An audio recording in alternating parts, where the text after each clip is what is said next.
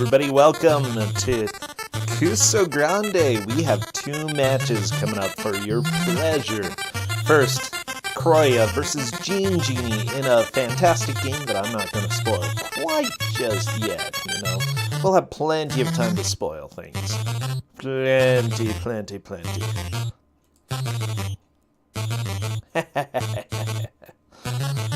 Oh. Whew, I took a little bit of a nap earlier, and that helped like 100%. I'm so awake right now. I'm awake, I'm ready for the pain, okay? We got the pain train coming up in just a few minutes. With what game? Oh, wouldn't you like to know? Oh, I know that you would like to know, but too bad. Well, okay, you've got just a few minutes, and then you'll know. It'll be fine.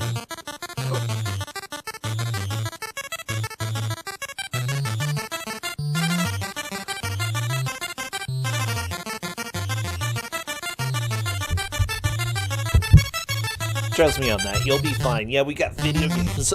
Pyramid? I think now that we had that during Big Bad Game-a-thon, everybody has seen it. And it probably, wouldn't be a huge spoiler. Oh, shame on you being excited. Tisk tisk, Hackstralian.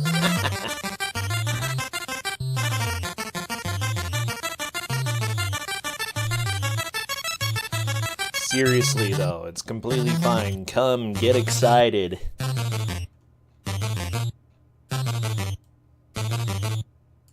Yay, Caros!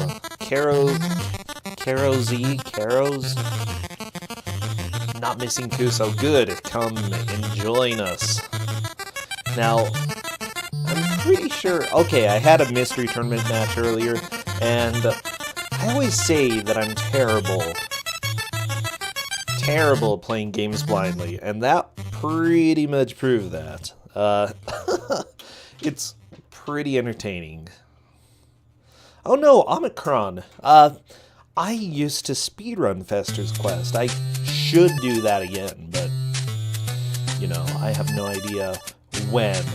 Just so you know, this game coming up is not going to be a platformer. We have only non-platformers during this round.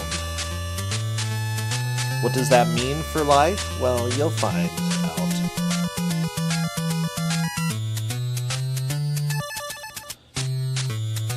And you'll enjoy it, okay? Trust me, you're gonna enjoy this.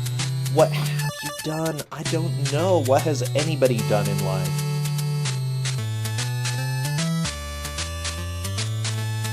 Is this gonna be a bad game?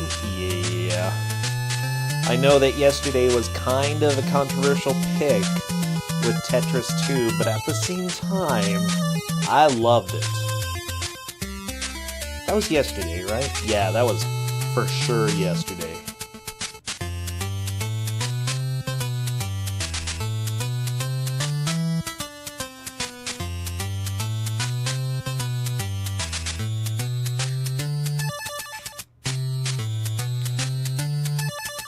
Oh my gosh. But yeah, what kind of a non-platforming nonsense are we going to have? We'll find out in just 1 minute. I believe it won't be too much of a spoiler. Hey, Seth here, thank you for subbing! Yeah! Always appreciate it. We're up to 149. I don't know, it always fluctuates every couple days, so we're doing pretty good. Just gotta get to 175 for the next emote. 26 more. It'll happen over time. We're getting there. Alright, well, I think that it is just about time for us to reveal the game, so I hope you're all excited. Hope you're thrilled.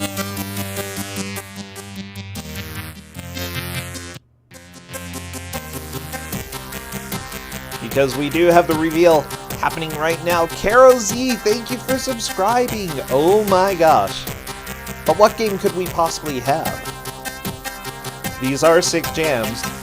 Mike Uyama decided to come and help choose the game for the day, and it wouldn't be Maikuyama if we didn't have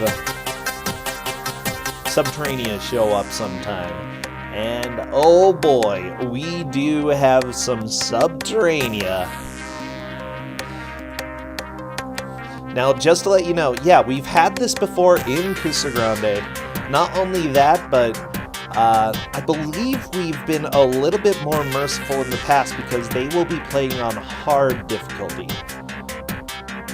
Hard difficulty is just that, okay? It's going to be rough, but I think both of the players are ready to show just how awesome they are, you know? They've made it extremely far into the tournament, and I think they're ready to just, you know, fly through, fly a spaceship, you know, do awesome in this. I'm sure they're going to do fantastic. So right now, I'm just working on capturing everything and making sure everything looks good.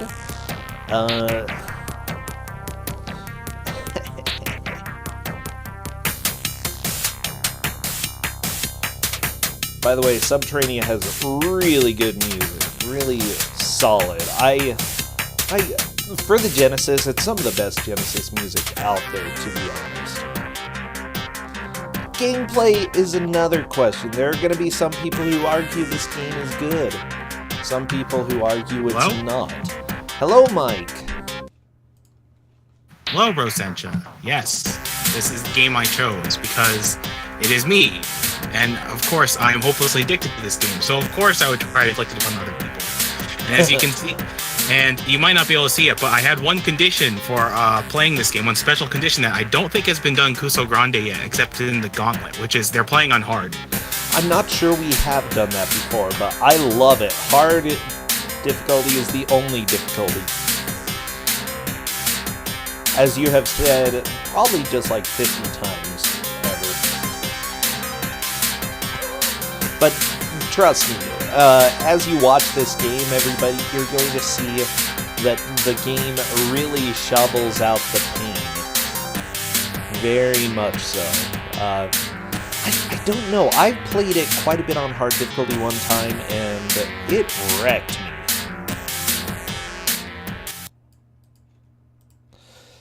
And the reason is, the thing is, this is a ship flying game. You'll probably quickly see why hard difficulty is rough. Oh, wrong person. Gonna turn this up so that we can hear this beautiful music. Oh no, this game. Yeah, Grassland. So Mike, this is like one of your favorite games from what I've seen. Pretty much. Best game ever? I mean, best explosion simulator ever, sure. And yes, the music is actually very, very good because the composer to this game is Jesper Kyd, who you might be familiar with in modern gaming from the Assassin's Creed games and the Borderlands games. Before that, he was involved in the Hitman games, and there's actually a connection that I'll go over later once the match actually starts. Involved in Hitman? Yes. That's pretty awesome. Well, good. I know that... He only composed the first 3 games, if I'm not mistaken. Huh. I know that, you know, every once in a while we have somebody show up in Kusogrand3 who's involved with bad games, but makes it to some amazing games later on in their career. And I think a lot of people from the Genesis, especially your games, Sub-Terrania, Ernest Evans, you know, move on to some great careers. Yeah, or they move on to a career of just shoveling out really bad games and licensed crap and the like, and probably having a not terribly satisfying existence in the gaming industry.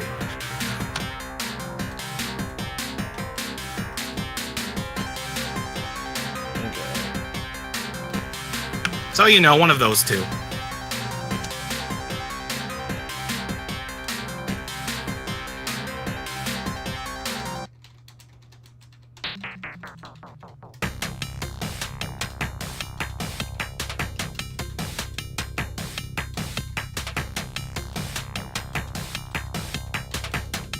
Okay, I'm just essentially telling them what they need to know in order to get started. They're starting on the settings screen so that we can see that they're set to hard.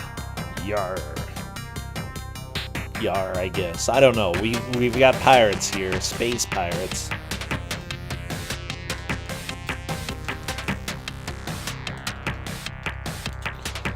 Now, everybody, we are doing the countdown now, so wish them the best of luck.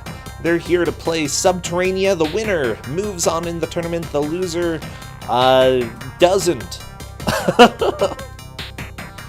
It's going to be a fantastic watch. Best of luck. So I did tell them to watch the intro at the beginning before they start. They can skip it every other time. Ooh, Chrouya got stuck on the option screen. It's such a good intro. Mullet man. It really is. It's so beautiful. I mean, what a sex symbol right there. He's beautiful. Okay, just gorgeous. So I did give them the manual, which does explain some things. I don't know if I think it explains the pickups you can get. Oh, I'm so excited. They do want that pickup just to the right of them, which is an extra life, because they will be losing a lot of lives, as GeneJeanie just has, and as Chrouya just has. So he just got eliminated by Omega Red. I think I've custom named most of the enemies in this game because they've all killed me at one point or another. Yeah, any of them that killed you, you named them. Exactly. Why is he Omega Red? Oh no, GeneJeanie! I think that was almost Invisible Death Pixel. Chrouya gonna save some of the Marines. What's ironic about hard mode? So for those of you who don't know, Invisible Death Pixel is when you shove yourself in a crevice that's either so small or a little bit offset that you basically that your ship gets stuck and you just collide to death. The thing about hard is that you usually die so fast that invisible death pixels don't really matter. Yeah, it's true. I'm trying to think. Yeah, hard mode, all of the enemies are the same. You know, there aren't any new enemies. You just take a whole lot more damage. No, you're kind of wrong about this. So you're right that there's no more enemies, but there are so many differences between hard and easy. And it's worth noting that GeneJeanie has completed the first mission. This is notable because the first time I played this game, I went straight for hard because I was like, hard mode is only difficulty, and the game overed in about a minute or two. Yeah, so what hard mode does is that you have less shields, and there's more physics. And by that I mean, in easy, you can pretty much turn instantly, go back and forth instantly, but in hard, there's a lot more gravity, there's a lot more momentum and inertia. And what this means, you also have a higher top speed in hard difficulty, but it also means that if you slam into a wall at full speed, you will actually instantly explode. I did tell them that if they're stuck, they can look at the mission reports. They're not required to look at the mission reports. They can skip it. There's just a bunch of text in the mission reports, and they can't be informed. And unfortunately, Chrouya game over, but that is not unexpected. Not at all. GeneJeanie is about to fight Sinistar. And Sinistar is really weird, and it'll take a while for the players to figure out. I'm sure they can defeat the boss without figuring out, but the way it works is that the boss has 3 portions that you can hit. You can hit the base of the tail, which GeneJeanie has actually done, so that's really good. And the tail is the most dangerous part, because it's very liable to kill you if it grabs you. Oh, yeah. And there's the 2 faces on the sides that you also have to kill. And then after that, you can finally damage the boss. Once you damage Sinistar, you can actually get the sub-module in this stage. Does difficulty affect fuel consumption? No, it doesn't technically, but it is worth noting that you can shoot the fuel. Which I did the first time I played the game. Because I just saw something and I shot it, because, you know, like old school instincts. And then I remember Vorpal, who was the person who gave this to me in the Bad Game Exchange, laughed at me for being such an idiot for shooting something. I was like, why wouldn't I shoot it? It's a video game. I'm supposed to shoot things. But in Sub-Terrania, no. You can't just indiscriminately shoot power-ups because they'll sometimes explode. Chrouya! Yeah, Chrouya's having a really hard time adjusting to the controls in this, and I don't blame him. Oh, GeneJeanie! The deaths are so satisfying in this game. I know, like the explosions are so good. it helps that the physics are so strong. So like, Oh yeah. so like the particles just fly everywhere if you're careening at full speed into an explosion. Chrouya thinks that they need to destroy that, but no. But by the way, there are other differences between easy and hard. On easy, you don't lose any weapon power when you die. On normal and hard, you lose weapon power when you die. And weapon power-ups are the few power-ups that don't regenerate after you die. Yeah, it's definitely rough if you go through a section, lose your power-up, and can't get it back. There's also an extra special feature to hard mode that you'll see in the third stage, but I'm not going to spoil it for you because I think we'll see it later in the match. And so far, GeneJeanie is ahead, but that doesn't mean much since there really hasn't been that much time. Just land! Oh my gosh, you can do this! No, just land! Just land! You're done with the mission! Yeah, you actually just have... Okay, if he does nothing after this, he will be fine. No, oh no! Chrouya, no! No! No, we're not going to see the final boss. No way. I mean, well, he'll figure it out eventually. Maybe. Just wait there, Chrouya. No, Chrouya! This game's so good because, like, just the physics and how unfair it is. So, for those of you wondering, like, how many shields you have, it's actually your current life. And your current life is the number of chips near right above your score, near the bottom of the screen. And the redder the ship is, the more damaged you are. Yes. You do actually slowly regenerate shields, but it usually doesn't mean much. Chrouya, no! Well, okay, there we go. They're gonna figure it out pretty soon. I wouldn't be too surprised. It's just early on you do need to experiment and figure things out. You know, we're only 6 minutes in, so anything could happen from here. Yeah, I mean, even though GeneJeanie is ahead, GeneJeanie is only in mission 2 out of 9. So there's still like he's not that far into the game. And while he did break off one part of Sinistar's face, I don't think he did anything else. And there's a good chance he'll get caught by the tail, and that'll be a fun time if that happens. Oh, he's yeah. actually almost getting caught by it right now. I don't think he knows how much danger he's in. I want to... Yeah! Yes! Let's see what happens. Okay, he's really lucky. He didn't get slammed instantly into a wall or floor. Although the boogers got him. So those green little boogers do a ton of damage, actually. They really do. Yeah, and the tail grabbed him, and so he couldn't escape from the boogers. It is worth noting, sometimes you'll do a charge shot, and the charge shot is a little weird in this game. You actually don't hold the button to fire the charge shot. You actually just let go of fire and let the mega meter charge up naturally. Yep.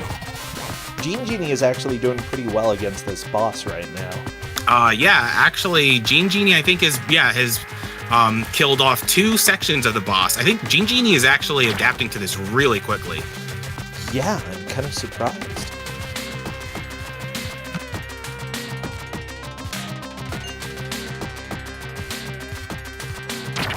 So, it is worth noting that there's a Sega fan site called Sega16.com, and they do a lot of interviews with developers and publishers from the Genesis era. Yeah. And one of them was Tony Van, who was the executive producer of Sega of America at the time this game was being made. And so There we go. I'll link to the interview. Okay, Chrouya figured it out. That's awesome.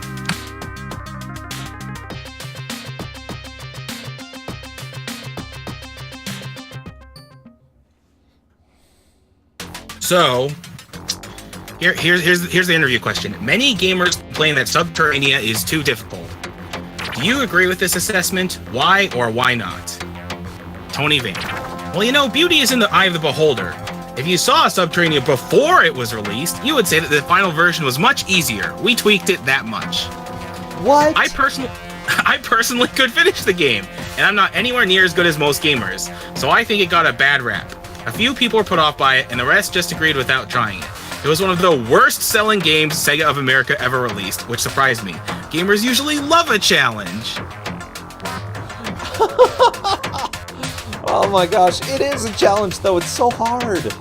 Oh, by the way, Tony Van, before he went to Sega of America, worked in Activision, and one of the games he worked on was Die Hard for the NES. Ooh. Oh, we love some Die Hard. Oh, Chrouya gets blown up by Sinistar. GeneJeanie got whacked by Super Mario Bros. Just a second ago. Yeah. Super Mario Brothers is a very strong enemy. You can see why it's called Super Mario Brothers. He's just doing the Super Mario thing as Chrouya just witnessed. Oh, he's at. Oh, he could jump right on you too. He was being so patient, and it didn't matter. So good. Yes, Tony Van also worked in Shadowrun, which is actually a really good, great RPG for the Genesis. Okay, it looks like Chrouya has figured out how to kill the tail. Good. Ooh. That's good. The deaths because are even so though GeneJeanie has definitely made more progress, Chrouya is not far behind, and they're both going to game over a lot in the first two stages. Oh, the face wow, Sinistar. rammed Chrouya. That was kind of impressive. Good hit, Sinistar. Yep. That is a good one. So yeah, so this is one game going over the difference between easy and hard. The easy and hard are both super different in this game. Like, you can immediately notice just from the moment you start moving your ship how different it is. And what's funny is they didn't change the enemies, like how many enemies there are. They didn't change the positions or anything like that. They just messed with a ton of variables in between easy and hard. I love it. I love that they made it much more difficult to control. It's just really satisfying to like actually play this game well. And I feel like the players, at first they're like, what did we get in?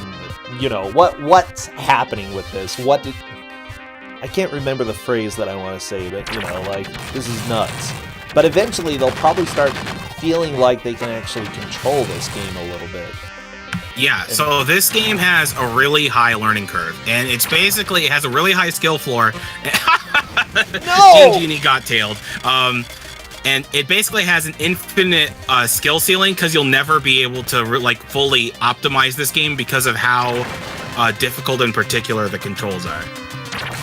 Yeah, it's mostly just get it as optimized as possible, and you're gonna have some chaos happen.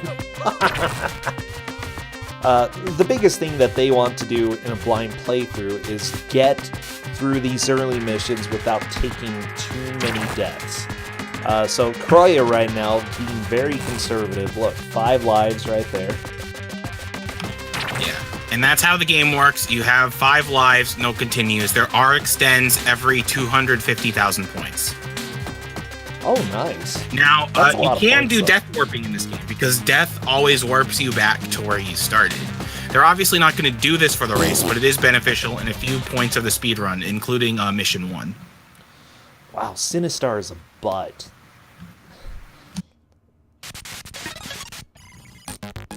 Okay, Chrouya gonna take a little time reading the briefing here.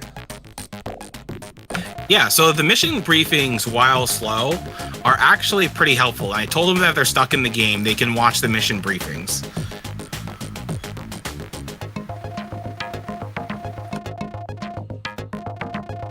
Yes, that is Sinistar's official name in the lore, Doomsday Device.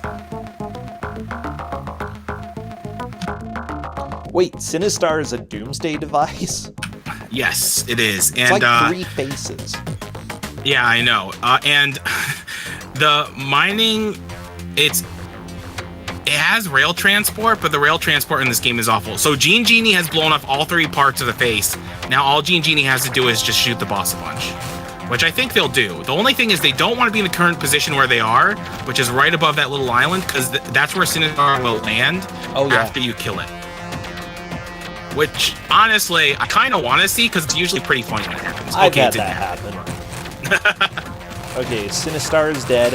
GeneJeanie is still thinking that that's the end of the mission, but it's not. No, they're just collecting fuel. Because you go through fuel faster than a Hummer in this game. This ship does not have good fuel economy. I thought you were talking about the bootleg video game Hummer for a second. Oh, no, which is based off of Sonic, so it made sense to me. Okay, so what GeneJeanie realized is that those vertical capsules are weapon power-ups, and ideally you just want to stay with the red, because the red is the most powerful and stable weapon. As you can see, the green shot is, I have no better name for it. I just call it the spaz shot because it just fires everywhere. And then the blue shot is supposed to be a homing shot, but it's more like a homeless shot because it never seems to hit any targets that you want it to.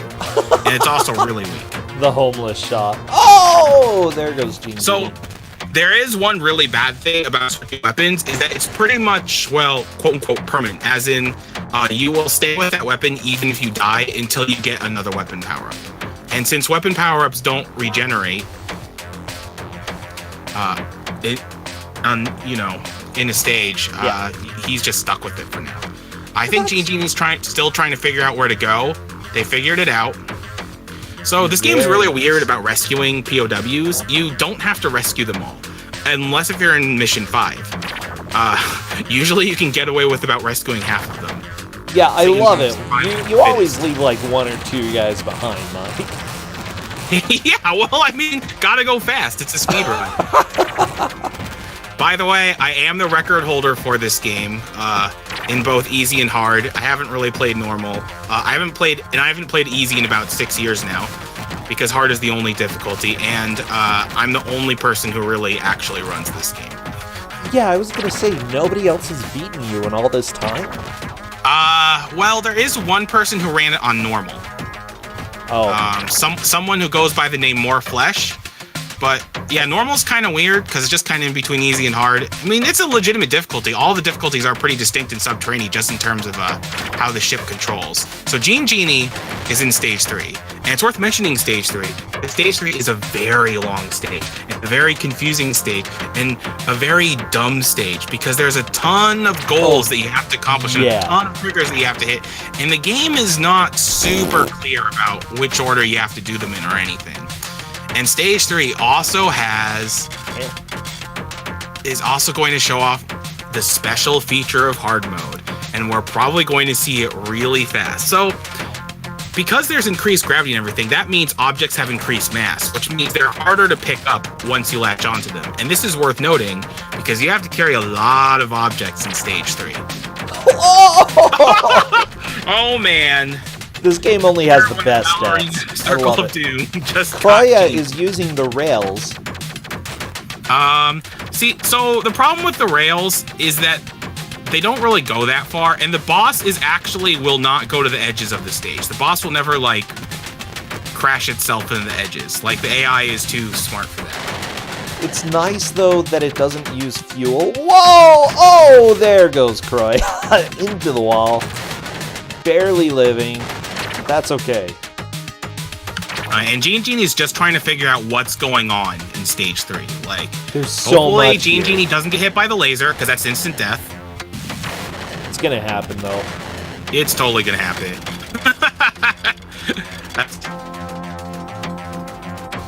Yeah, so the way the stage works is that you need to, you need to get a reflector for that car, or a deflector for that car, so it deflects the missile away from you so you can actually push down that pressure plate. Okay, so there's the way. Let's see if we see the special feature of hard mode. It's gravity. Okay, so it looks like he's not doing a very good job with this, but this thing is super heavy. It's really hard to control. So that's the special feature of hard mode. And you're like, why did GeneJeanie just randomly crash and explode? If you are carrying an object in hard mode and the object touches a wall or floor, then you just instantly die. That is the special feature of hard mode. Hard mode is the best. So, yeah, Stage 3 is extremely difficult. Honestly, I don't know if we've seen anybody beat Stage 3 in a Kusogrand match before, so we'll probably see GeneJeanie here for a while. And this opens up the chance for Chrouya to start catching up. Yeah, I mean, even though Chrouya is a bit behind since he hasn't defeated the face yet, like, there's still a lot of opportunity for him to catch up. Unfortunately, he's running out of fuel, and when you run out of fuel, you start to smoke like that, and you just, the moment you hit the wall or floor, you just instantly explode. So if you run out of fuel, you want to be as close to the floor or floor as possible, because you just fall down very slowly when you're out of fuel. Oh yeah, it takes a little while. Can you grab fuel while you're falling to your death? I don't think so. Because the way fuel works is that A, you have to land on the back of your ship, and B, you have to be like fully motionless. Like you can't like if you you see how you land, you like bounce a little bit. Yeah. From the gravity and motion and everything. Well, you don't get until after that bounce. So Chrouya is fighting the left face. I think left face is down now. They did a good job grabbing a shield so that they conserving the slide. Very important. Okay. So Hackstralian mentioned something very interesting. I just thought of something that makes this game a lot worse. Imagine if you can accidentally crush the POWs. You cannot accidentally crush the POWs, but you can accidentally shoot them. And this has ended attempts for me before. Chrouya has the green shot now, which may or may not be helpful.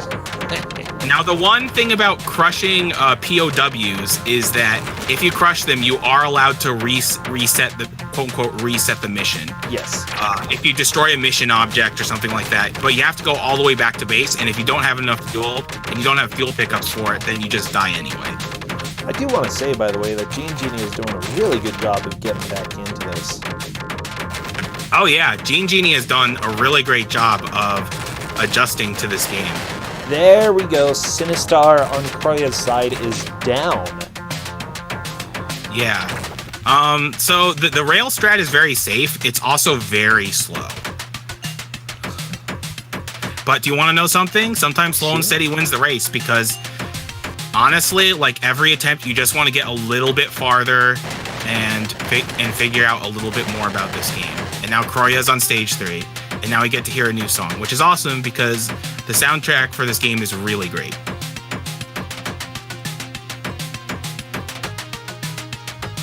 So it's worth noting that I mentioned this soundtrack is by Jesper Kid.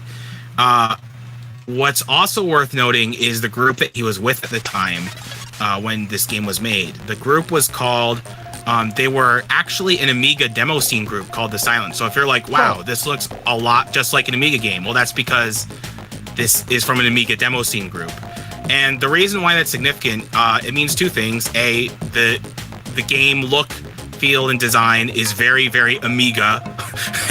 And two, it means they could really push the hardware, because both the Amiga and the Genesis had the same Motorola 68K processor. So, and what demo scene is all about is kind of pushing the limits of the console to do lots of like music videos and like graphical displays and the like. So that really helped them when it came to programming games for the Genesis. In fact, it helped them so much that it's worth noting that when they developed this game, they actually were not using an official Sega Genesis development kit. They were using their own custom development kit. Oh, that's awesome. So Chrouya is on to level 3. Chrouya is going to take a quick death in just a little bit. Yeah. If not willingly, the spinning pirouettes will do it for him. Whee! So that's completely understandable. Chrouya's got to figure out what is needed in this stage because it's convoluted. Oh, the laser! Well, Chrouya now knows he doesn't want the laser. Oh, yeah.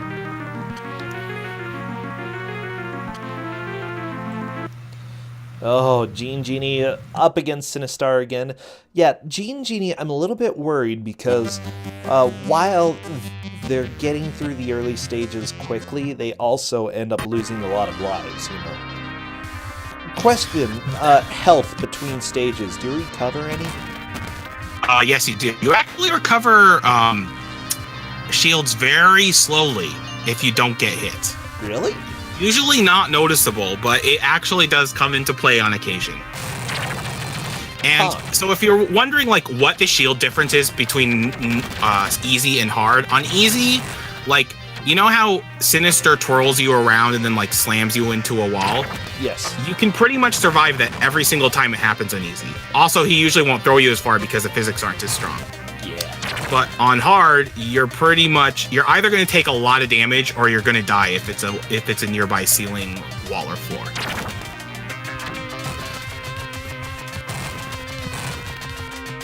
Okay, GeneJeanie is trying the reflector here. How far up can you go? Come on, GeneJeanie.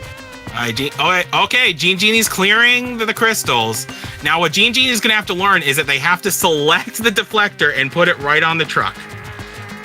It's combining so many things. Fire the deflector. Just fire the deflector. Don't hit the floor, because you'll die. Just fire the deflector. There we go! They did it! That takes people a long time to learn, by the way. Yeah, because it's not intuitive at all. This stage has a bunch of dumb triggers, and it's one of them.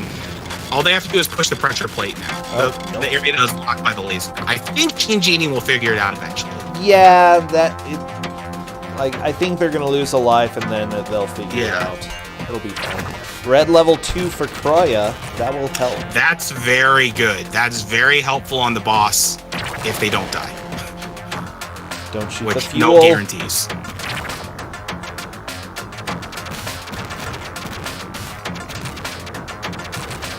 Chrouya! Just spinning around, having fun here. Yeah. Fun is what this game is all about. Yeah, spinning around, having fun, or suffering. So what's really weird about this game is that the graphics are great, the music is great, the sound effects are pretty good, like the production value is very, very high, but this game suffers from some really serious design flaws, even if you're playing on easy. And, like, for example, you have, like, this really, like, fast-moving ship and like cool physics engine, but you're stuck in this claustrophobic cave and you run out of fuel so quickly that you're not really encouraged to explore. Ooh, yeah, you're right. Because every time you push the button, you're using up fuel. It's going down fairly quickly. Even if you're not pushing the button, you're using up fuel. You drain fuel very slowly, even if you're doing nothing. Chrouya just got Mario Brothers. Using the rails does save fuel because you're not using your acceleration. You still lose fuel like very slowly, but not nearly as fast as if you were using it normally. I will say this: what GeneJeanie is what Chrouya is going for is absolutely not worth it. Also, GeneJeanie is picking up the second object because they hit the pressure plate, so they're making very good progress in this stage. They're probably they're more than, I would say they're about at the halfway point, but this is the most confusing, stupid, and unintuitive part, and you drain a lot of fuel carrying objects, because obviously, just like real life, you use more fuel when you have a heavier load. Oh no, that's not what you do! So it's really stupid what you do here. What you do here is that you take that little triangle and you dangle it up to a certain point so that the laser that will bounce off the truck and then hit that triangle and then destroy the wall. Oh, fun stuff. Fun stuff. It's rough. So there is a problem with Chrouya's approach, and it's the fact that it's just too conservative. Like, it's gonna take him forever to kill the boss. And it'll work eventually, but it's just not gonna be very effective. And I think that's why GeneJeanie, even though GeneJeanie is losing a bunch of lives in the process, is making better progress in the game overall.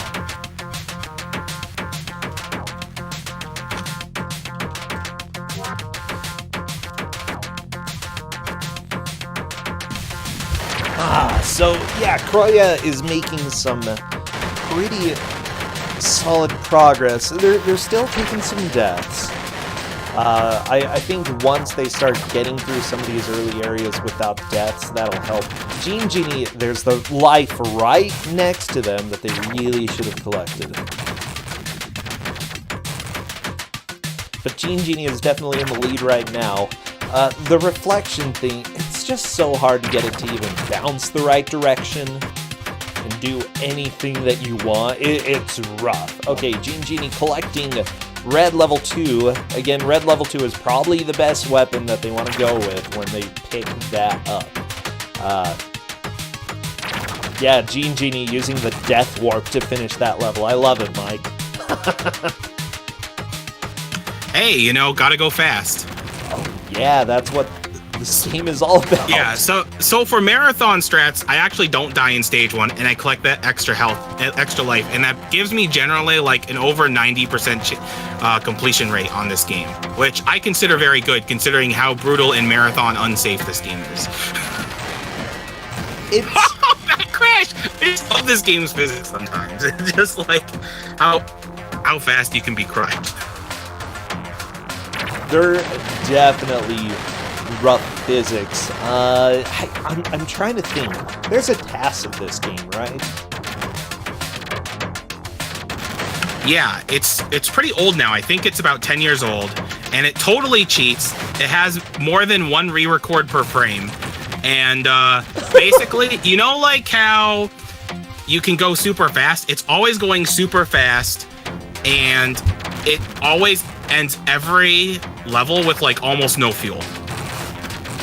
Yeah, that sounds about right. Like, you can go so fast in this game. Oh, yeah. And it completes the game in about 6 minutes. Actually, it'd be about 6 minutes, 30-ish seconds by our timing, because TAS times from boot up. There we go, Chrouya finishing Sinistar. Just gotta get back to base without running out of fuel.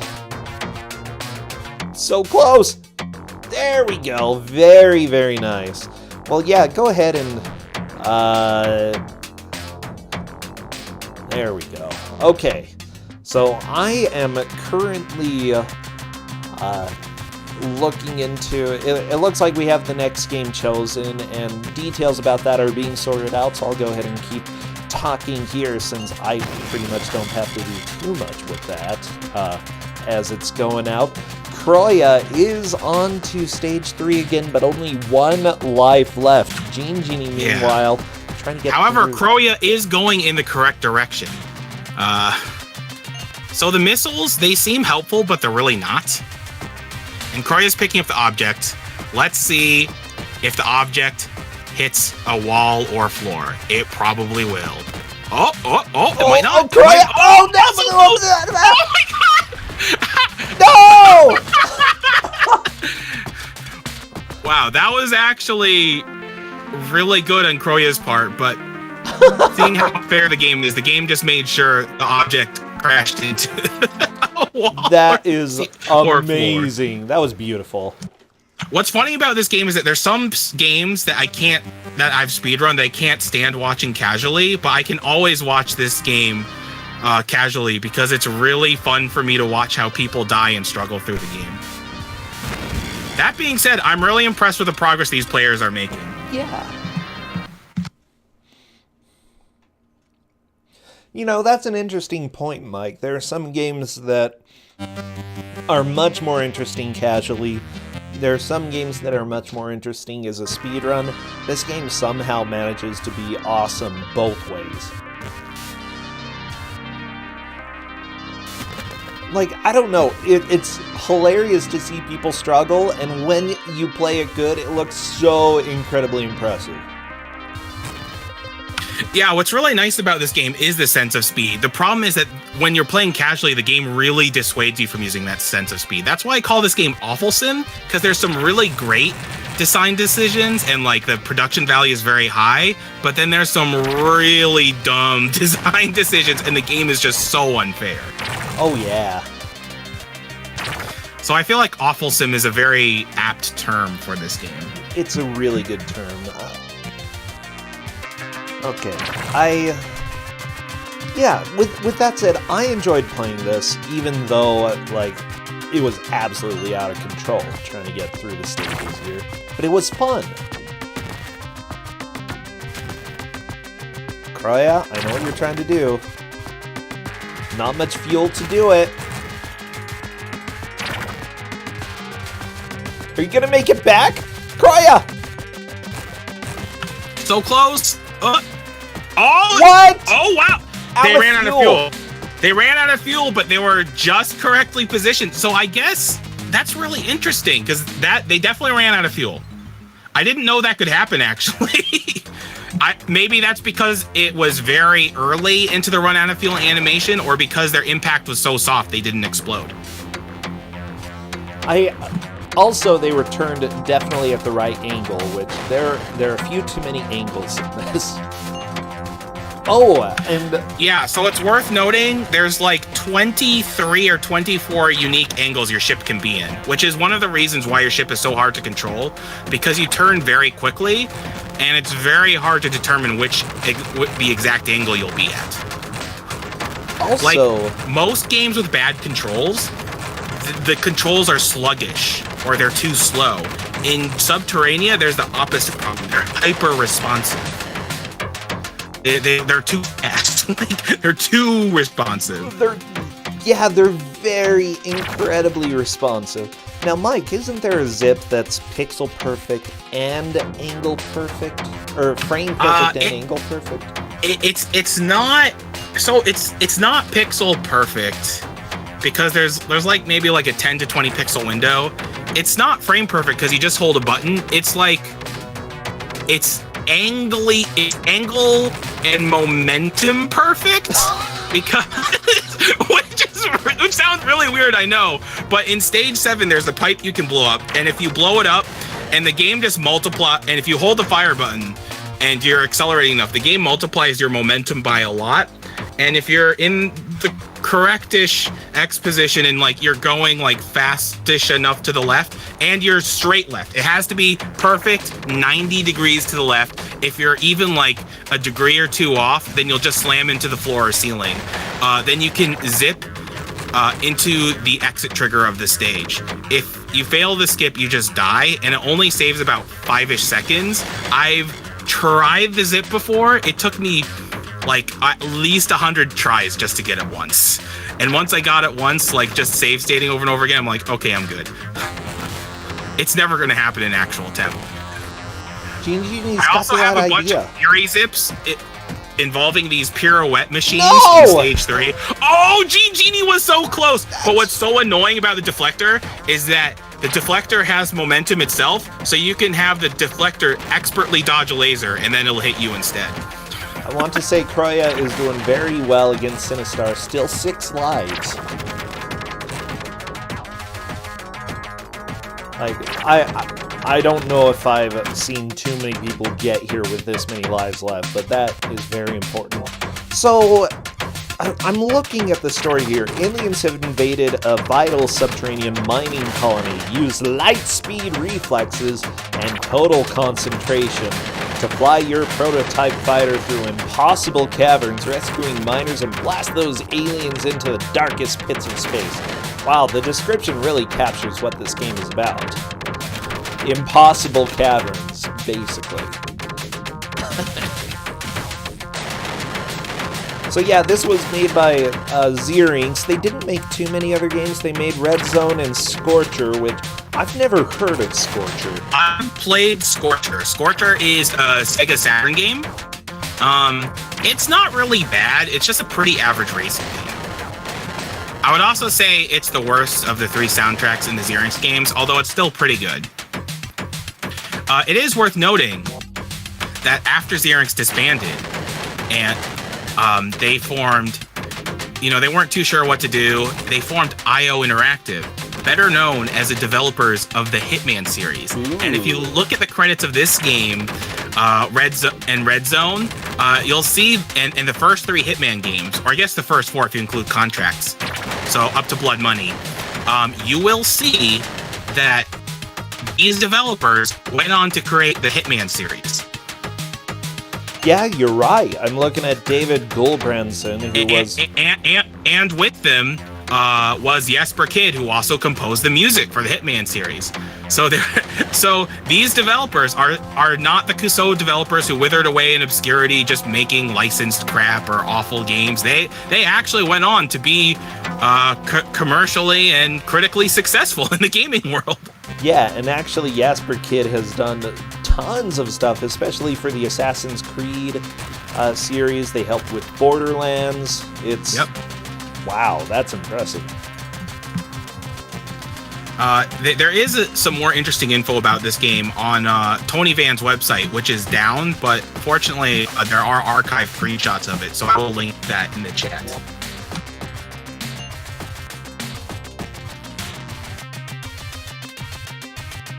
Yeah, it's just very interesting because, like, you can tell these guys have a lot of talent because the graphics are very good. Oh yeah. The music's incredible. Like, the game has a lot. It's very well programmed. Like, programming physics like this is not easy, especially on a 16-bit console. Okay, so Chrouya is still trying to figure this out. They don't. I did tell them the controls and that you can select weapons. I don't think Chrouya has realized that you can select the deflector and then drop it. It's not a weapon, Mike. It's not a weapon. You but can you select fire, weapons. But, First but weapon you fire that you it can like change when to is a apparently, platform. even though all you do when you fire it is just drop it lazily. What a game! Like, so, yeah. Oh, no, you can go on.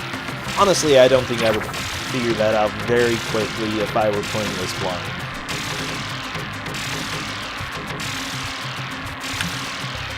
No, I mean, I think I used an FAQ for this game, at least for Stage 3, because, like, Stage 3, it's a very difficult stage to figure out.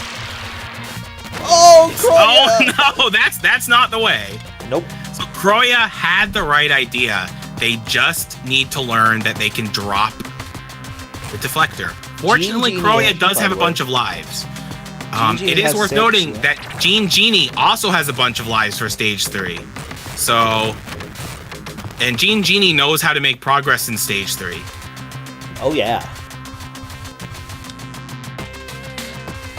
I wonder how helpful the mission briefing is for this stage.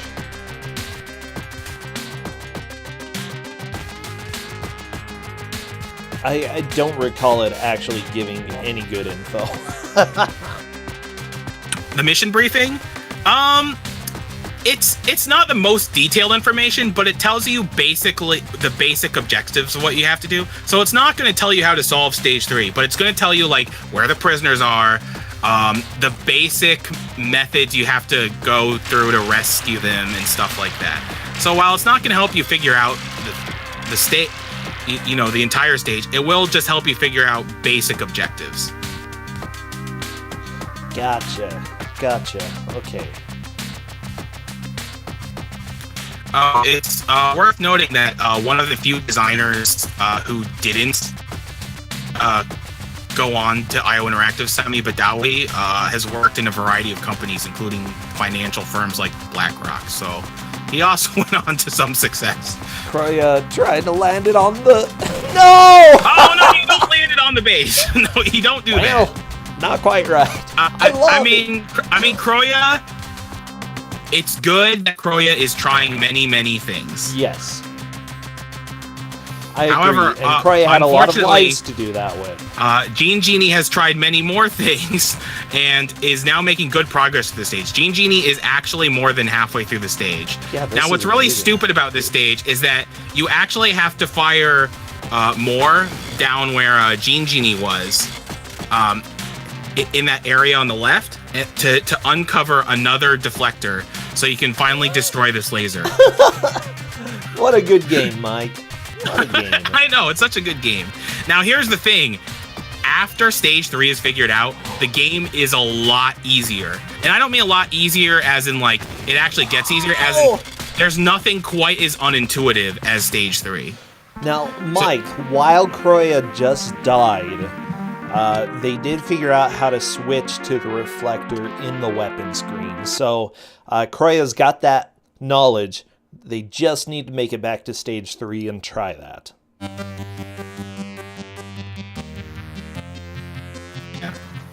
Yeah, so, Stage 3 is dumb. So dumb. Yeah, Stage 3 is really dumb. Oh, the laser! So, GeneJeanie is probably really stumped right now. And honestly, anyone would be, because they're thinking, okay, they cut the laser force field so they can probably shoot the machine, but that's not true. So, and the thing is, the game doesn't really do a great job of indicating whether something's being damaged or not, as the Sinistar face showed. It makes a louder sound effect, and it makes a slightly bigger explosion, but it's not, like, super obvious. True.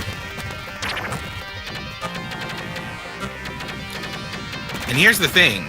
Even though GeneJeanie is significantly ahead in Stage 3, like, if they can't figure this out, that does give Chrouya time to catch up. The only problem is, Chrouya only has about 1 or 2 more attempts to do it because we are more than halfway through the match. Yeah, we're just about at 16 minutes left, a little bit under that, so we're getting close to the end here, Mike. But again, you can go through the entire game in about 6 minutes if you are perfect. Yeah, or if you're an actual human, you can do it in less than 11 minutes. Which is still impressive. Yeah, Stage 3 is going to be the deciding stage. It really is. I'm honestly impressed that GeneJeanie has made it this far in Stage 3. They've made very fast progress through all the other parts. I just don't think they thought to shoot through all the crud that where that electrical field line is and to discover anything. And if they don't think to do that, which is honestly like not their fault at all, then they're just going to be stuck here. True. But fortunately, GeneJeanie is at least trying a lot of things, so I have some faith. Yeah, that's the most important thing. Keep trying different things. Look, when you get stuck, try something new, because there might be something hidden. In this game, it doesn't look like it's gonna have, like, confusing elements, but oh, Chrouya! Oh no, Chrouya, the tail! The tail just slammed. Sinistar's just having a heyday over here.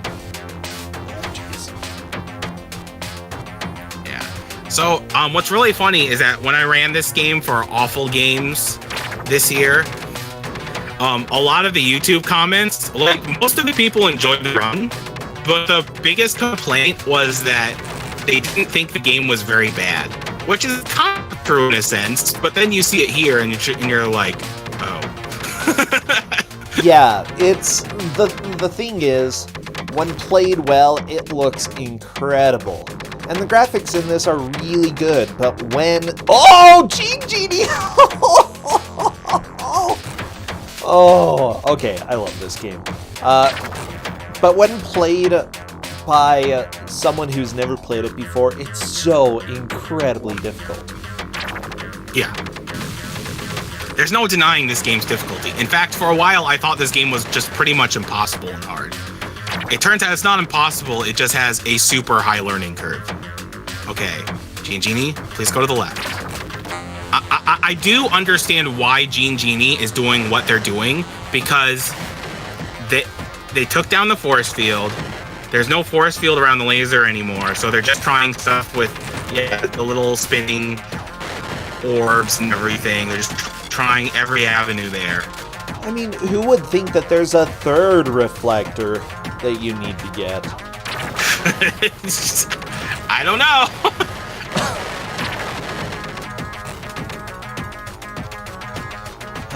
I think Chrouya is starting to feel the pressure. They're taking more risks.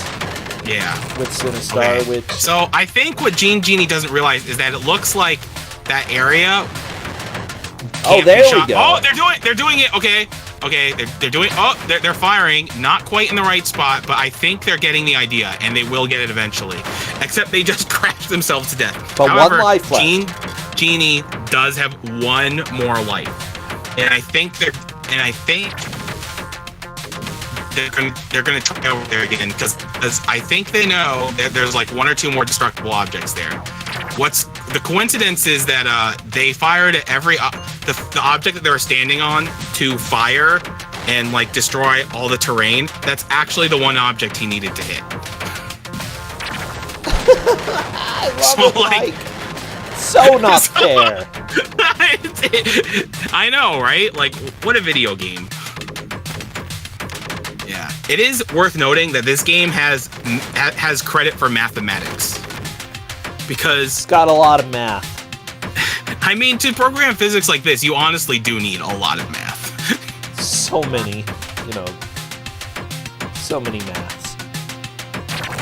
So much math. Chrouya, almost out of fuel. Yeah, there we go. Please. Yeah. Chrouya got the shield, Chrouya got the fuel, and now it's time to go save those pals. You need to go save them. Alright. I feel really bad for GeneJeanie because they had the right idea, but they just didn't think that the thing they were standing on was also destructible. Come on, pals. Chrouya collected them all. Didn't want to leave a man behind like you. Well, Chrouya is a good Samaritan. I'm not. Yeah, Mr. Runs GDQ. Terrible person. Yeah. So, this is really interesting, but Chrouya's gonna have to make a lot of progress in Stage 3 to really catch up to GeneJeanie. However, GeneJeanie is definitely walled. Cannot figure out what to do. And it's a shame because GeneJeanie was so close. So close. So close. Okay, Chrouya taking it slow. Good idea. Good idea. That's a smart play. Should have killed that thing first. You can kill that turret very easily if you have weapon power level 2. Okay, Chrouya made the smart play. Now they have to figure out what to do, but that's good. That's progress. And here's the thing, even if Chrouya game over is here, I think Chrouya will have time for one more attempt. Okay, Chrouya does see that the laser is getting reflected. No, don't get hit by the laser, Chrouya. Okay. So, do you want me to describe how Tony Van described his experience with Sub-Terrania? Who's that?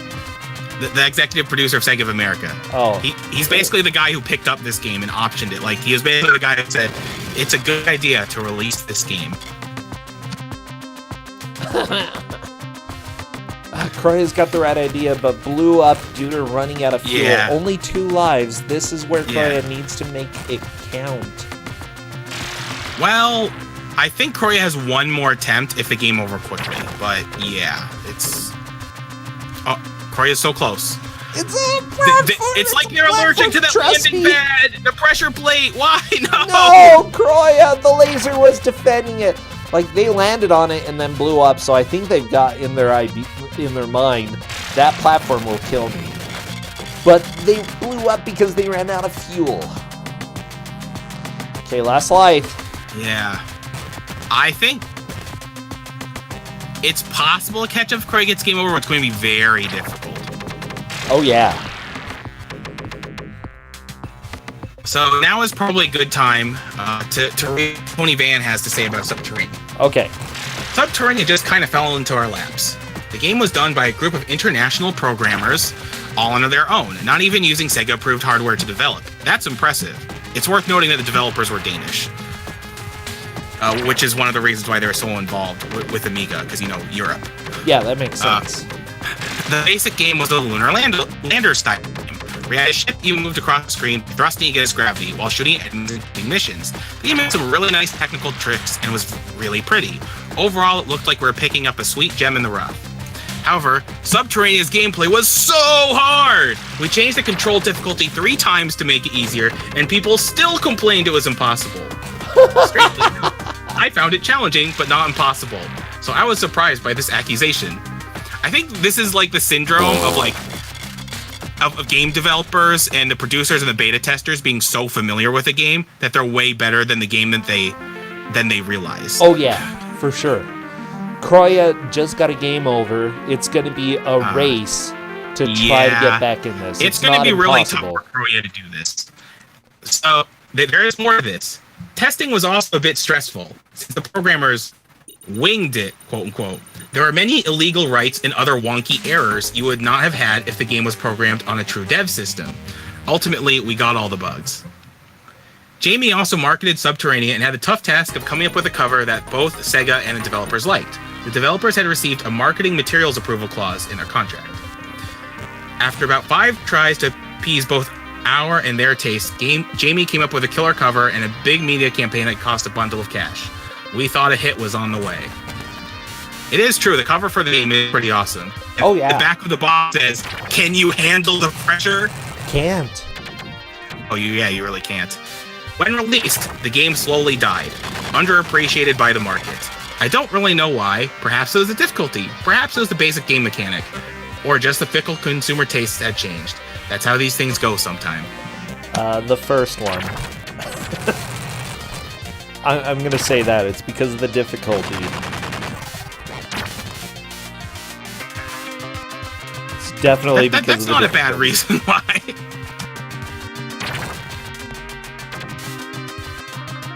Because anybody who touched this was like, this game is impossible. You know, and I can't really blame them, you know? This game does not feel like it was made to be casually played.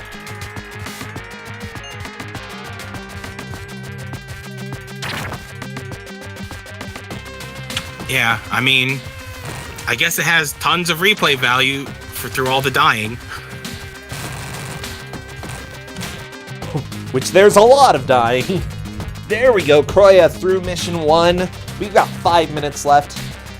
Oh, it's going to be neat to see what Chrouya can do in the next stage. Or in stage 3. Will Chrouya be able to start catching back up?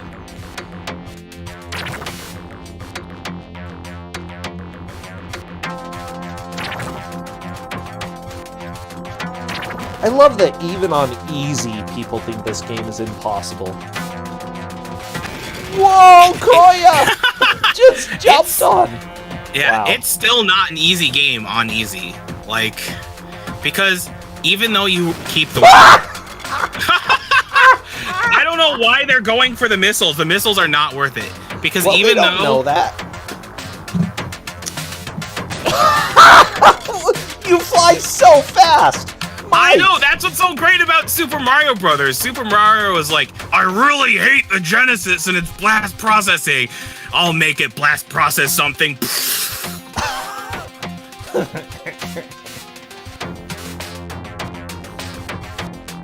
So it's worth mentioning that for people not familiar with this game, that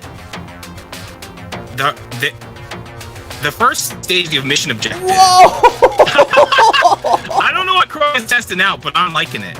So I actually have theory zips for this game that involve crashes like that and stuff, but like clip you into things. I don't know if they'll actually work, but like maybe the task could work something out. Oh no, Chrouya's getting the green weapon. They're under the delusion that the green weapon is better than the red weapon somehow. You can do it, Chrouya.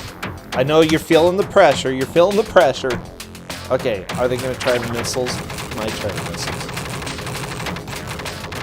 Missiles are okay damage, it's usually not worth going out of your way to collect them.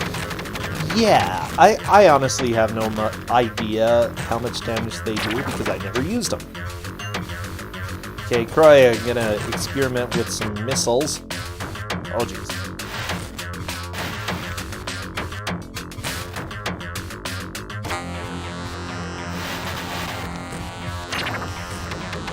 Well, there we go. Out of missiles. Oh my gosh. Like, I'm having a heart attack just watching this. I'm so stressed. That's what this game is, just stress. Okay, GeneJeanie trying to reflect the laser. Get that laser, get that laser. Oh my gosh. It's so hard to get, Mike.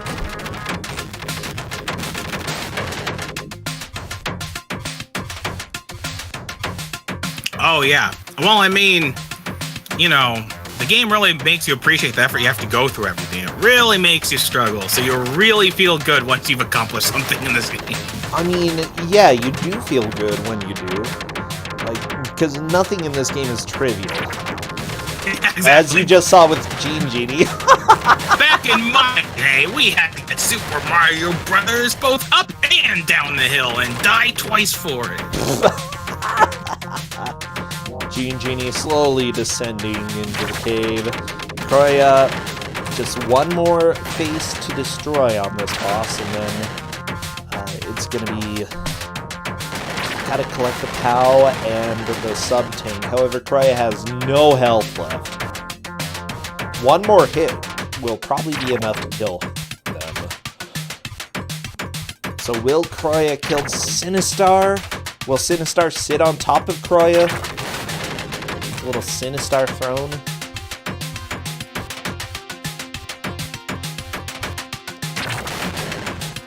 Yeah, unfortunately, at this point, Chrouya cannot catch up. Yeah, it's just not going to happen. But I do want to see any potential deaths that could happen. So we'll definitely let this match finish. Oh, yeah. I think we're going to see a death, like, right now. Oh, by the way, there's one thing to mention. So for those of you who are familiar with this game, first off, once you get to Mission 7, you are so deep into the Sub-Terranian caves, you no longer get mission briefings because your radio contact with the surface cuts out. Chrouya was out of fuel. And another thing that's worth mentioning is Mission 7 is when the game starts having water stages. And somehow your ship is buoyant. We haven't talked about that at all because the water stages We're still on stage 3. Kind of butts. They are kind of butts. No, the timer! So close, Mike. Oh, I'm sorry, bro. GeneJeanie got it right after time. They're probably really mad. Nice.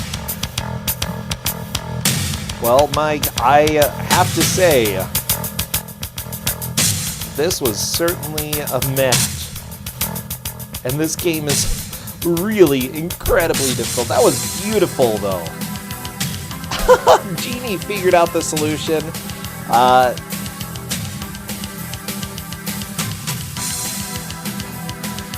letting them know, come hop in voice if they would like. So, as it turns out, okay, it looks like GeneJeanie is coming in. Hello, GeneJeanie. I bet that I just found the solution at the end. Yeah, we saw that. We noticed that. We felt so bad when you were shooting through all the terrain, and the one piece that you needed to shoot, you were using yours to balance yourself on. Yeah. Now, GeneJeanie, don't feel too bad, though, because you did manage to take the victory. So, wow. Congratulations. I never went back to that laser, probably, and I think that probably got disabled. Is that it? Okay, Chrouya, I'm gonna in stage 3 you, because it's really dumb and unintuitive and just obtuse. So, after you drop that deflector, which you successfully did, you need to hit the pressure plate that the laser was blocking. Oh, but I died on it! That's because you ran out of fuel. Yeah, I knew I was running out of fuel, but I didn't think it would... And then I was shooting afterwards on it with the next life. Well, yeah. Yeah, it. Oh, come on. I was worried that might be the reason you weren't trying to land on it anymore. That you. So, GeneJeanie, you pretty much figured out the entire stage, because once you use that deflector to bounce back the laser to the gun, you just have to collect the sub-module and rescue the prisoners. So you were very close. I was getting like into the mindset of trying to get the laser to hit the left wall or something. Getting the laser to hit the left wall. Oh yeah, I saw there you is a trying part to do where that. you have the laser hit the left wall, but to do that, you have to hit the pressure plate, so you get into the area that was blocked, and then there's another area where there's another deflector, and you use that one, and then you have to use that one so the laser can bounce off of it. It's really dumb. And then there's a And you have to make third sure the deflector is still enough so that it doesn't dodge the laser and you get hit instead, as GeneJeanie figured out. Yeah. There's so many deflectors. It's ridiculous. And the gravity. So, yeah. What did you think of the game, by the way? What are your impressions? I think if you get used to the controls, it's not too bad. Okay. Sure, like a lot of stuff kind of insta-kills you when you just fling into a wall or something. Yeah, there is a lot of insta-death, for sure. I think that, like, the first time you touch it, it feels incredibly difficult to control, but as you start getting used to it, it almost feels a lot more fluid and enjoyable to play. At least when I played it, that's sort of my impression. So what I did... Oh, sorry. No, go ahead. So what I did was instead of having like the thumb on B and A, because I'm using a SNES controller to map my buttons, I was just using like, it's not really the claw, but like just using my finger, like my, you know, my middle finger and my. I can't come up with names anymore, but just 2 fingers for 1 button each. Oh, that makes sense. Yeah. Yeah. It is worth noting, chat. I told the players this, but I haven't told chat this. You can configure the controls any way you want. If you want up to be shoot, you shoot. If you want left to be right and right to be left, you can do that, because why not? You know, why not? I support that. Go ahead and make whatever configuration you want. Yeah, no game or no continues is rough. That It's definitely is true. certainly rough, yeah. Well, GeneJeanie, you're going to be moving on in the tournament. Chrouya, I'm sad to say that you're out, but hit me up when you want for some Steam games. I'll get up to $20 for you, and then send me your address if you want Fateful Findings by Neil Breen, a classic of sorts. At this point, thanks. Hey, thank you so man. much. Oh, Thank it's you. worth noting that I'm very impressed with how quickly you two progressed, because stage 3 is really a roadblock for a lot of people. I figured out like super late that you have to switch to the reflector in order to actually do something with it. I was trying to put it on the thing, the first like 3 lives or something. Oh no, that makes sense. That's what would make sense, but no, that's all we do. Yeah, it's... I don't know. It's pretty obscure what you need to do on that stage, and honestly, I think the reason... Like, GeneJeanie surprised me with how they were able to figure that out. I mean, I saw the icon in the bottom left, and I know there's a weapon switch.